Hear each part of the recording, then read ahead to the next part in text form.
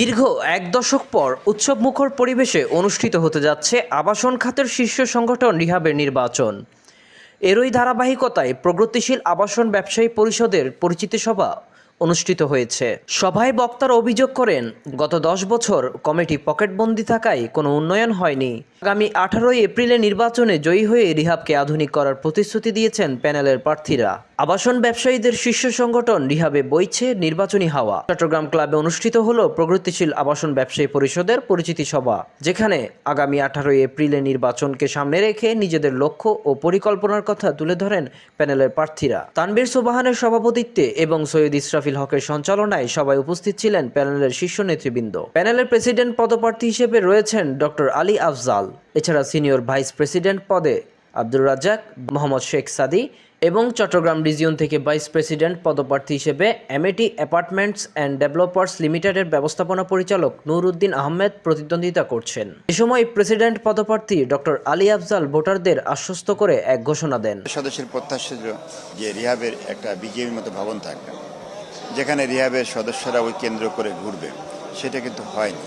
রিহাবের মেম্বারদের প্রত্যাশা জায়গাটা পূরণ হয়নি।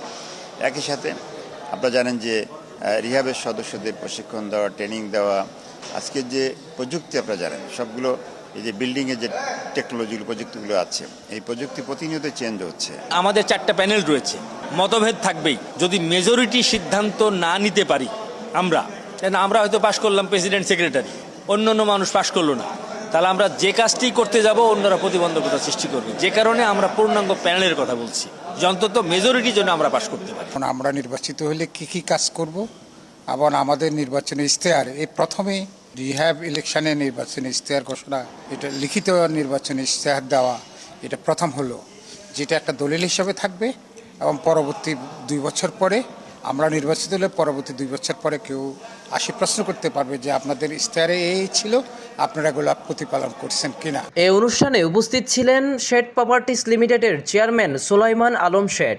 রেভিনিউ ঢাকাকে দেয়, তো আমার মনে হয় আপনারা একটু চট্টগ্রামের দিকে যদি সুনজর রাখেন, চট্টগ্রাম হলো বারোয়ালিয়ার জায়গা। আমি মনে করি আপনারা একটা ভালো জায়গায় থেকে আপনাদের ক্যাম্পেইন শুরু করেছেন। ইনশাল্লাহ 18 তারিখ আপনাদের সবাই ফুল প্যানেল জয়যুক্ত হবে। অনুষ্ঠানে গত 10 বছরে রিহাবের কোটি কোটি টাকা কারচুপির অভিযোগ তুলে ধরেন বক্তারা। তারা বলেন, নির্বাচন একটি উৎসব, আর এই উৎসবের মাধ্যমেই যোগ্য নেতৃত্ব বেছে নেবে সদস্যরা। আগামী 18 এপ্রিল হোটেল ইন্টারকন্টিনেন্টালে অনুষ্ঠিত হবে বহুল প্রতীক্ষিত এই নির্বাচন, যেখানে প্রগতিশীল আবাসন ব্যবসায়ী পরিষদের মূল লক্ষ্য ভোটের অধিকার প্রতিষ্ঠার মাধ্যমে রিহাবের হারানো গৌরব ফিরিয়ে আনা। আবু জিদান, চট্টলা টিভি, চট্টগ্রাম।